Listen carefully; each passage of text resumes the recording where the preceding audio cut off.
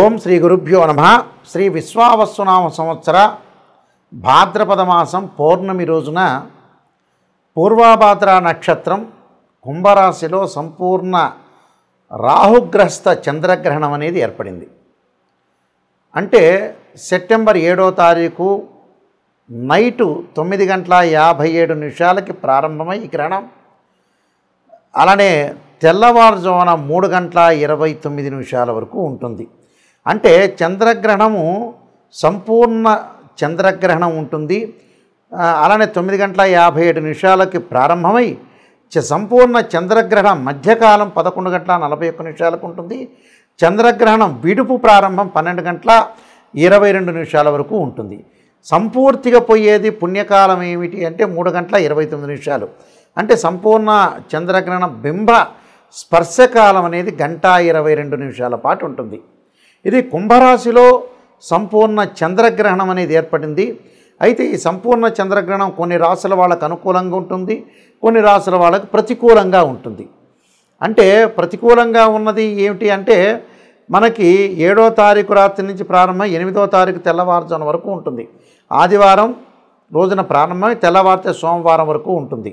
ఇక్కడ ఈ గ్రహణం అనేది కొన్ని రాశుల వాళ్ళకి సుఫలితాలను ఇస్తుంది. ఆ సుఫలితాలను ఎవరికంటే మేషము, ధనస్సు, వృషభము, కన్యా రాశుల వాళ్ళకి సుఫలితాలను ఇస్తుంది. ఈ నలుగురికి కూడా అదృష్ట రాజయోగం కలిసి వచ్చే అవకాశం అనేది బాగా ఎక్కువగా ఉంటుంది. కుంభరాశి, వృశ్చిక రాశి, కర్కాటకము, మీనం వాళ్ళకి దోషంగా ఉంటుంది. అలానే మకరము, తుల, సింహము, మిథున రాశి వాళ్ళకి మధ్య రకమైన ఫలితాలు వస్తాయి.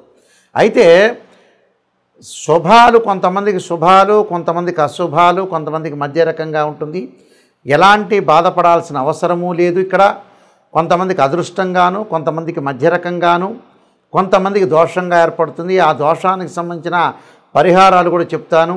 అదృష్టం ఎవరికి వరిస్తుంది, ఎవరికి వరించదు అనేది నేను చెప్పాను క్లియర్గా. అయితే ఈ ద్వాదశ రాశుల వాళ్ళందరికీ కూడా ఎవరెవరికి ఎలాంటి ఫలితాలు వస్తాయో మనం ఒకసారి తెలుసుకుందాం. మేషరాశి వారికి ఈ కుంభరాశిలో గ్రహణం సంభవించటం వల్ల ఎలాంటి ఫలితాలు రాబోతున్నాయని చూసుకుంటే సుఫలితాలు వచ్చే అవకాశం అనేది ఎక్కువ ఉంది.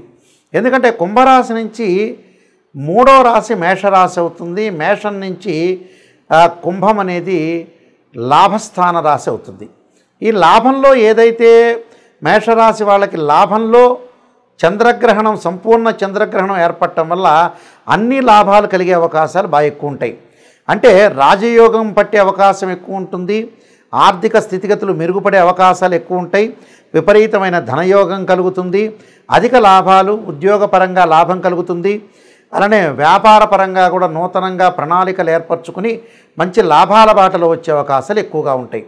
అంటే అధిక లాభం అంటే బిజినెస్ పరంగా కానీ డబ్బు పరంగా కానీ ఆకస్మికంగా ధనలాభం కలగటం, అలానే ఆరోగ్యపరంగా ఇబ్బందులు గతం కంటే కూడా మెరుగైన ఫలితాలు వచ్చే అవకాశాలు ఎక్కువగా ఉండటం, అలానే అనవసరమైన విషయాల్లో వేలు పెట్టకుండా ఉండే అవకాశం ఉండటం, ఆర్థిక పరంగా పుంజుకునే అవకాశాలు ఎక్కువగా ఉంటాయి.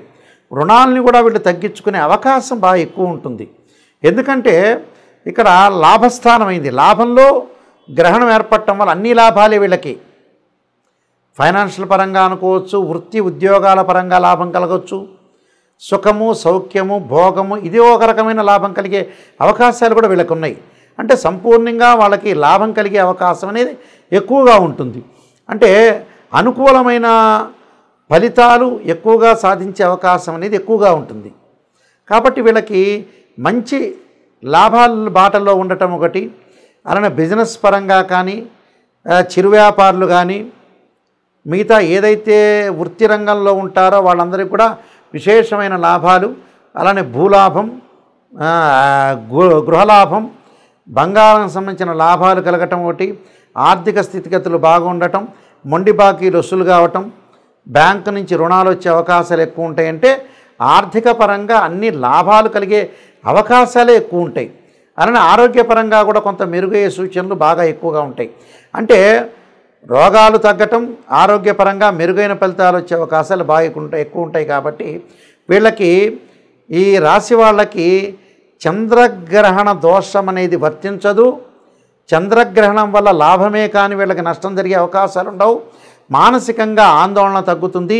సైకలాజికల్గా అనుకూలంగా వచ్చే అవకాశాలు బాగా ఎక్కువ ఉంటాయి. అంటే విల్ పవర్ పెరుగుతుంది. ఒక ప్రణాళికాబద్ధంగా వెళ్ళాలనే ఒక ఆలోచనతో లైఫ్ను లీడ్ చేసే అవకాశాలు ఖచ్చితంగా ఉంటాయి. ఈ గ్రహణ మధ్యకాల సమయంలో ముఖ్యంగా చేయాల్సిన కొన్ని ప్రత్యేకమైన పరిహారాలు ఉంటాయి. మనకి ఈ సంపూర్ణ చంద్రగ్రహణం దోష ప్రభావం తగ్గాలి అని అంటే తగ్గటమే కాదు, అందరికీ కూడా మరింత మెరుగైన ఫలితాలు రావాలంటే కొన్ని ప్రత్యేకమైన పరిహారాలు చేసుకోవాలి. అంటే పరిహారం చేసుకోవాలంటే జన్మజాతకంలో చంద్రుడు ఎలా ఉన్నాడు, గ్రహస్థితి ఎలా ఉంది, ఆ రోజున పరిస్థితి గోచారీత్యా ఏ విధంగా ఉంది, ఏ దశలు జరుగుతుంది అనేది కూడా చూసుకోవటం కూడా చాలా ముఖ్యమే. అయితే ఏంటంటే అవి చూసుకున్నా చూసుకోకపోయినా ఎలాంటి విషయాలు మనం ముందుకు వెళ్ళాలో తెలుసుకుందాం. ముఖ్యంగా ఎలాంటి విషయాల్లో ముందుకు వెళ్ళాలంటే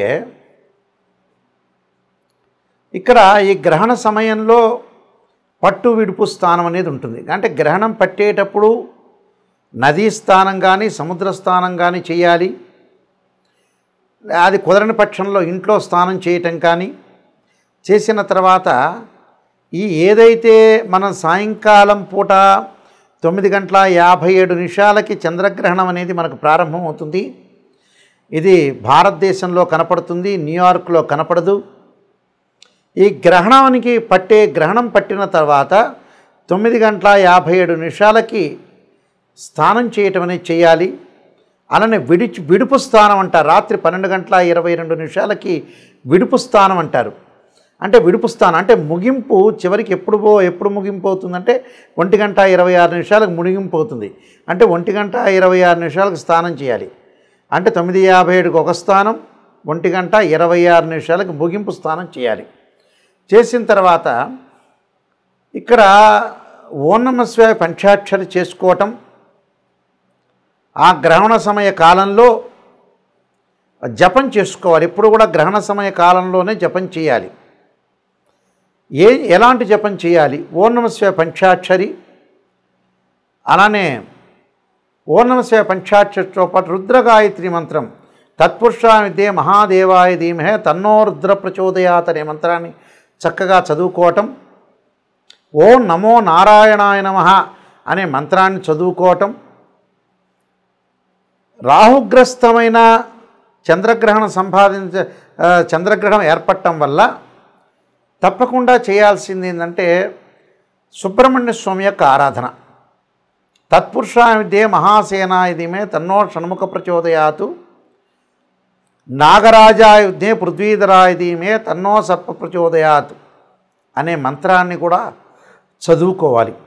చక్కగా దర్భాసనం మీద కూర్చొని రుద్రాక్షమాలతోటి ఏ మంత్రం రాకపోయినా ఓం నమః శివాయ అనే పంచాక్షరి మంత్రాన్ని చదువుకోవటం వల్ల అన్ని రకాల సమస్యలు తొలగిపోతాయని అర్థం.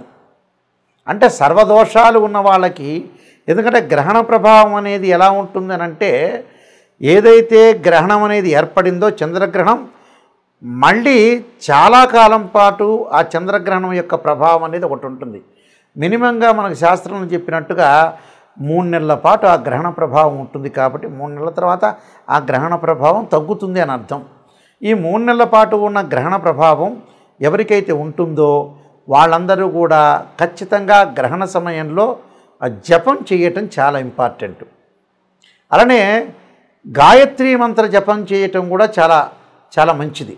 అంటే జపం వల్ల ఏమవుతుందంటే మనకు మోక్ష మార్గం, జపం వల్ల జాతకపరంగా ఉండే దోషాలు తొలగిపోతాయని శాస్త్రంలో చెప్పారు. ఆ జప సమయంలో ఓం నమః శివాయ ఒక్కసారి పంచాక్షరి చేసినా అది 1000 రెట్ల ఫలితం ఇస్తుందని శాస్త్రంలో చెప్పారు. కాబట్టి ఖచ్చితంగా గ్రహణ సమయంలో భగవంతుడి యొక్క ఆరాధన చేయటం వల్ల చాలా మంచి జరిగే అవకాశాలు ఎక్కువగా ఉంటాయి. కాబట్టి గ్రహణ సమయంలో కార్యక్రమాలన్నీ కూడా మనం భగవంతుడి యొక్క ఆరాధన చేయటం చాలా మంచిది. ఆరాధనతో పాటు చాలామంది కూడా ఈ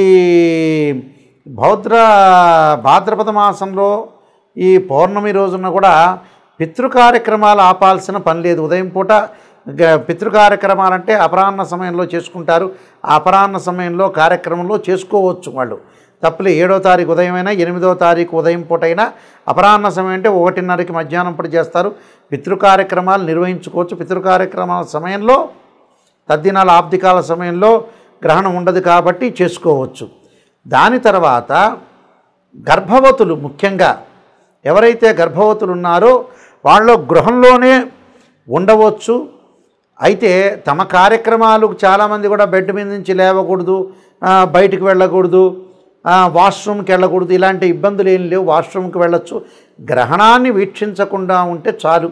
కానీ లోపల ఇంటిలో వాళ్ళ కార్యక్రమాలు కానీ వంట చేసుకోవచ్చు కానీ వాష్రూములకు వెళ్ళటం కానీ ఇవన్నీ కూడా తమ కార్యక్రమాలన్నీ కూడా వీళ్ళు చేసుకోవచ్చు. ఆ కార్యక్రమాలు చేసుకొని ముందుకు వెళ్ళొచ్చు. ఎలాంటి ఇబ్బందికరమైన వాతావరణం అనేది లేదు. గర్భవతులు ఇలాంటి నియమాలు పాటించడం అనేది చాలా మంచిది. ఈ గ్రహణాలకి గ్రహణం అయిపోయిన తర్వాత 2 జంట సర్పాలను దానం చేయటం అనేది చాలా మంచిది. 2 జంట సర్పాలని, అలానే వస్త్రాన్ని, గుడదానము, అలానే నెయ్యి దానము, నేను చెప్పిన ఎవరైతే రాసుల వాళ్ళకి అనుకూలంగా లేదో వాళ్ళు దానం చేయొచ్చు.